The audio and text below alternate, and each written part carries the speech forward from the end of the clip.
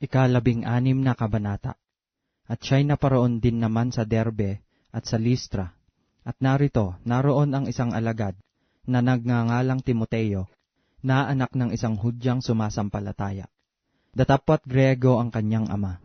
Siya'y may mabuting patotoo ng mga kapatid na nanga sa Listra at Iconio.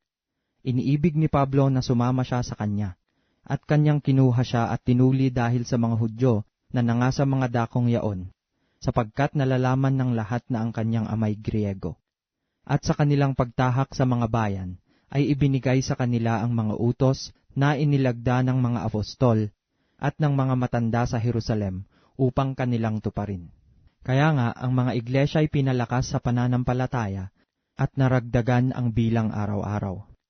At nang kanilang matahak ang lupain ng Phrygia at Galatia, ay pinagbawalan sila ng Espiritu Santo, nasaysayin ang salita sa Asya. At nang sila'y magsidating sa tapat ng Misya, ay pinagsikapan nilang magsipasok sa Bitinia, at hindi sila tinulutan ng Espiritu ni Jesus. At pagkaraan nila sa Misya, ay nagsilusong sila sa Troas, at napakita ang isang pangitain sa gabi kay Pablo. May isang lalaking taga-Macedonia na nakatayo, na namamanhik sa kanya at sinasabi, "Tumawid ka sa Macedonia at tulungan mo kami." At pagkakita niya sa pangitain, pagdakay pinagsikapan naming magsiparoon sa Macedonia, na pinatutunayang kami tinawag ng Diyos upang sa kanila'y ipangaral ang Ebanghelyo. Pagtulak nga sa Troas ay pinunta namin ang Samotracia at nang kinabukasay ang Neapolis. At mula dooy ang Filipos, na isang bayan ng Macedonia, na siyang una sa purok, lupang nasasakupan ng Roma. At nangatira kaming ilang araw sa bayang yaon. At ng araw ng Sabat ay nagsilabas kami sa labas ng pintuan, sa tabi ng ilog, na dooy sinapantahan naming may mapapanalanginan. At kami nangaupo at nakipagsalitaan sa mga babaeng nangagkatipon. At isang babaeng nagngangalang Lydia, na mangangalakal, ng kayong kulay ube, na tagabayan ng Tiyatira, isang masipag na kabanalan, ay nakinig sa amin. Na binuksan ng Panginoon ang kanyang puso, upang unawain ang mga bagay na sinalita ni Pablo.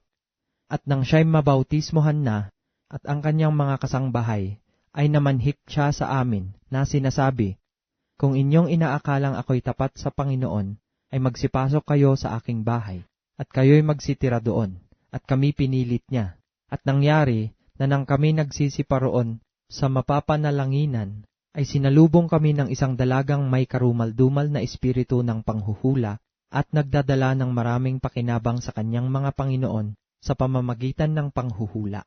Siya'y sumusunod kay Pablo at sa amin at nagsisigaw, na sinasabi, "Mga alipin ng kataas-taasang Diyos, ang mga taong ito, na nagsisipangaral sa inyo ng daan ng kaligtasan." At maraming mga araw na ginawa niya ito. Datapwat palibhasay si Pablo ay totoong nababagabag, ay lumingon at sinabi sa Espiritu, "Inuutos ko sa iyo sa pangalan ni Hesukristo na lumabas ka sa kanya." At ito ay lumabas ng oras ding yaon. Datapwat nang makita ng kanyang mga Panginoon na wala na ang inaasahan nilang kapakinabangan, ay hinuli nila si Pablo at si Silas, at kinaladkad sila sa pamilihan, sa harapan ng mga may kapangyarihan.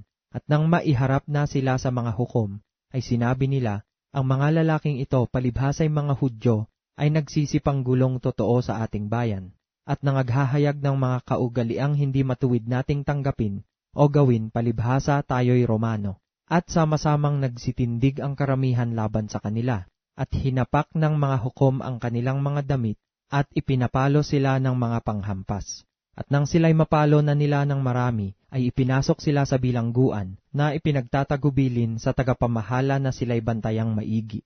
Na nang tanggapin nito ang gayong tagubilin, ay ipinasok sila sa kaloob-looban ng bilangguan, at piniit ang kanilang mga paa sa mga pangawan.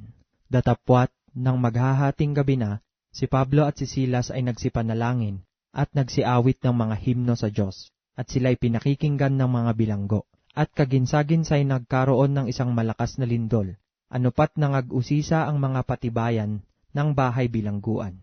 At pagdakay nangabuksan ang lahat ng mga pinto, at nangakalas ang mga gapos ng bawat isa. At ang tagapamahala, palibhasay nagising sa pagkakatulog, at nang makitang bukas ang mga pinto ng bilangguan, ay binunot ang kanyang tabak, at magpapakamatay sana sa pag-aakalang nakakatakas na ang mga bilanggo. Datapwat sumigaw si Pablo ng malakas na tinig na sinasabi, "Huwag mong saktan ang iyong sarili, sapagkat nangaririto kaming lahat."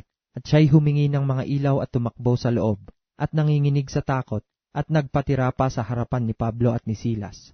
At sila'y inilabas at sinabi, "Mga Ginoo, ano ang kinakailangan kong gawin upang maligtas?" At kanilang sinabi, "Manampalataya ka sa Panginoong Hesus, at maliligtas ka, ikaw at ang iyong sangbahayan." At sa kanya'y sinalita nila ang salita ng Panginoon, pati sa lahat ng nangasa kanyang bahay.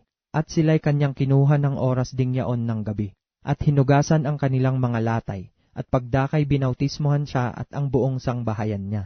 At sila'y kanyang ipinanhik sa kanyang bahay, at hinainan sila ng pagkain, at nagalak na totoo, pati ng buong sangbahayan niya, na nagsisampalataya sa Diyos. Datapwat ng umaga na, ang mga hukom ay nangagsugo ng mga sarhento, na nagsasabi, "Pawalan mo ang mga taong iyan." At iniulat ng tagapamahala kay Pablo ang mga salitang ito, na sinasabi, "Ipinag-utos ng mga hukom na kayo'y pawalan. Ngayon nga'y magsilabas kayo, at magsiyaon kayong payapa." Datapwat sinabi sa kanila ni Pablo, "Pinalon nila kami sa hayag, na hindi nangahatulan bagamat mga lalaking Romano, at kami ibinilanggo, at ngayoy lihim na kami pinawawalan nila. Tunay na hindi nga, kundi sila rin ang magsiparito at kami pawalan." At iniulat ng mga sarhento ang mga salitang ito sa mga hukom, at sila'y nangatakot nang kanilang marinig na sila'y mga Romano. At sila'y nagsiparoon at pinamanhikan sila, at nang kanilang mailabas na sila, ay hiniling nila sa kanila na magsilabas sa bayan. At sila'y nagsilabas sa bilangguan, at nagsipasok sa bahay ni Lydia, at nang makita nila ang mga kapatid, ay kanilang inaliw sila, at nagsialis.